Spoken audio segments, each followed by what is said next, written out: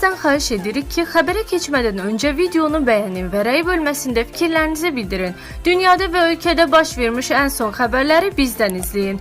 Bunun üçün kanala abunə olmağı və bildiriş simvolunu açmağı unutmayın. İndidən təşəkkürlər. Hər vaxtınız xeyir dəyərli izləyicilər. Zaqatalada baş verən qanlı hadisə ölkə gündəmini silkələdi.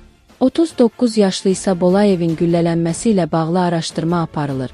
Hadisənin detalları isə ciddi müzakirə olunur. Cəlilabadda məktəblilər arasında başlayan mübahisə valideynlərin qarışdığı qanlı davaya çevrildi.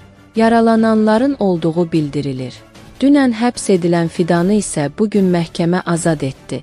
Qərarın detalları və məhkəmədə yaşananlar maraq doğurub. Digər tərəfdən Əli Kərimliyə ağır itki üz verib.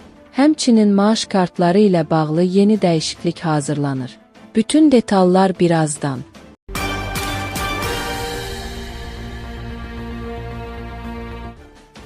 Zaqatalada güllələnmə hadisəsi baş verib.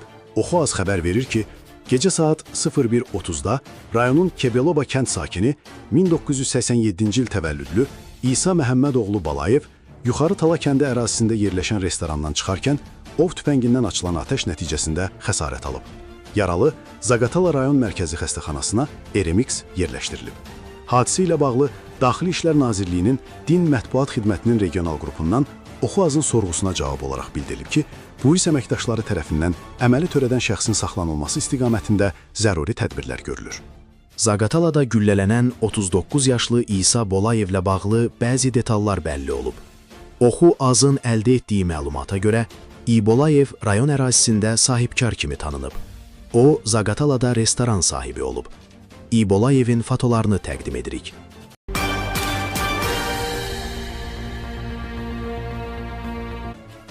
Cəlilabad rayonunda bıçaqlanma hadisəsi baş verib. Oxu-azın məlumatına görə, hadisə mayın 8-də axşam saatlarında rayonun Uzuntəpə kəndi ərazisində qeydə alınıb. Uzuntəpə kənd orta məktəbinin 5-ci sinif şagirdi ilə 9-cu sinif şagirdi arasında mübahisə yaranıb. Mübahisə nəticəsində 9-cu sinif şagirdi 5-ci sinif şagirdini döyüb, ona xəsarət yetirib. Azyaşlı evə gələrək bu barədə valideynlərinə məlumat verib. 5-ci sinif şagirdinin atası İlqar Quliyev mübahisəni aydınlaşdırmaq məqsədi ilə 9-cu sinif şagirdinin evinə gedib və onun atası Nicat Cəbiyevlə görüşüb. Söhbət zamanı valideynlər arasında mübahisə yaranıb. Mübahisə nəticəsində N. Cəbiyev özü ilə götürdüyü mətbəx bıçağı ilə İlqar Quliyevə çoxsaylı bıçaq zərbələri endirərək onu öldürməyə cəhd edib. Yaxınlıqdakı şəxslərin səyi nəticəsində dava sakitləşdirilib və İ. Quliyev ağır vəziyyətdə Cəlilabad mərkəzi xəstəxanasına çatdırılıb. Yaralı dərhal əməliyyat olunub, reanimasiya şöbəsinə yerləşdirilib. Polis əməkdaşlarının keçirdikləri tədbirlərlə hadisəni törətməkdə şübhəli bilinən N. Cəbiyev saxlanılaraq istintaqa təhvil verilib. Faktla bağlı araşdırma aparılır. Cəlilabad rayonunda baş verən bıçaqlanma hadisəsinin təfərrüatı məlum olub. Oxu.azın əldə etdiyi məlumatına görə, hadisə mayın 8-də axşam saatlarında rayonun Uzuntəpə kəndi ərazisində qeydə alınıb. Uzuntəpə kənd sakini İlqar Quliyev 5-ci sinif şagirdi olan oğlunu döyən şəxsin evinə gedib. O, oğlunu döyən 9-cu sinif şagirdinin atası Nicat Cəbiyevi küçəyə çağıraraq onunla mübahisə edib.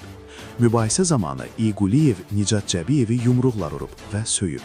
Hadisə zamanı Nicat Cəbiyev özü ilə götürdüyü mətbəx bıçağı ilə ona zərbələr endirib. O, İlqar Quliyevə qarın, döş qəfəsi və dirsək nahiyələrindən 11 bıçaq zərbələr endirərək onu öldürməyə cəhd edib. Polis əməkdaşlarının keçirdikləri tədbirlərlə hadisəni törətməkdə şübhəli bilinən Nicat Cəbiyev saxlanılaraq istintaqa təhvil verilib.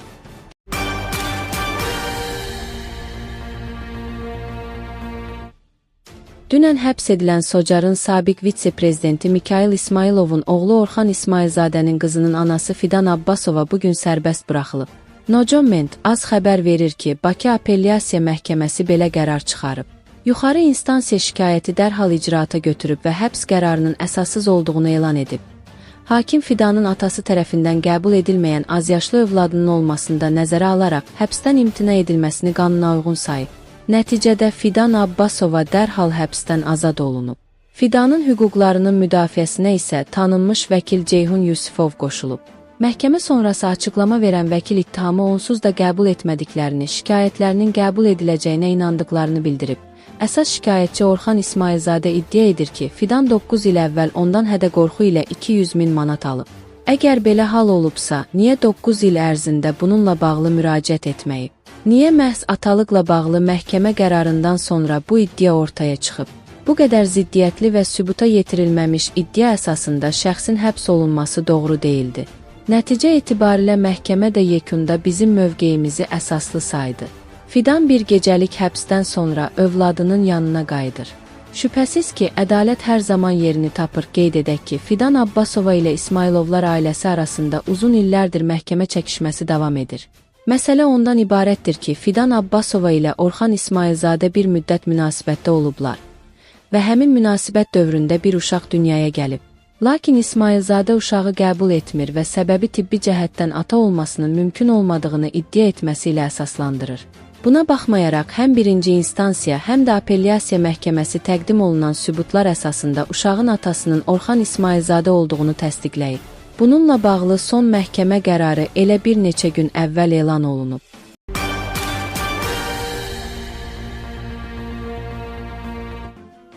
Azərbaycan Xalq Cəbhəsi Partiyasının hazırda həbsdə olan sədri cənab Əli Kərimliyə ağır itki üz verib.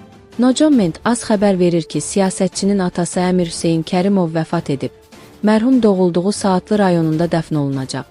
Xatırladaq ki, Dövlət Təhlükəsizliyi Xidməti ətən noyabrın 29-da ACL sədri Əli Kərimli və partiyanın rəyasət heyətinin üzvü Məmməd İbrahimi saxlayıb. Səbail rayon məhkəməsi dekabrın 1-də onların hər biri barəsində 2 ay 15 gün müddətə həbs qətimkan tədbiri seçib. Fevralın 9-da Səbail rayon məhkəməsi Əli Kərimli və M. İbrahimin həbs müddətinin 4 ay müddətinə uzadılması haqqında qərar verib. Fevralın 16-da Əli Kərimli və M. İbrahimin həbs müddəti 4 ay uzadılıb. Əli Kərimli və Məmməd İbrahim Cinayət Məcəlləsinin 278 bir hakimiyyəti zorla ələ keçirməyə, dövlətin konstitusiya quruluşunu zorla dəyişdirməyə yönələn hərəkətlər maddəsi ilə ittiham edilirlər. Hər iki şəxs prezident administrasiyasının keçmiş rəhbəri akademik Ramiz Mehdiyev barəsində başladılan cinayət işi çərçivəsində həbs olunublar.